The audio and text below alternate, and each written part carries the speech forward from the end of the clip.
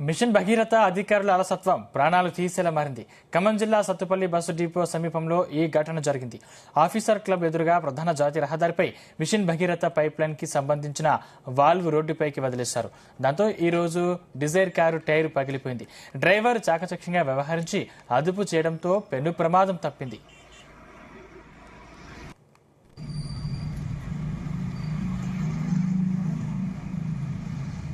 Machine Bhagiratha అధికారుల అలసత్వం వల్ల వాహనదారులకు జరిగే నష్టాన్ని ఎవరు పూడుస్తారు? ఆర్ఎండ్బి అధికారులా లేక మిషన్ భగీరథ అధికారులా అని వాహనదారులు ప్రశ్నిస్తున్నారు. పైప్ లైన్ వాల్ వల్ల ప్రమాదాలే కాకుండా టైర్లు పగిలిపోయి వాహనదారులు అనేక ఇబ్బందులకు గురవుతున్నారు.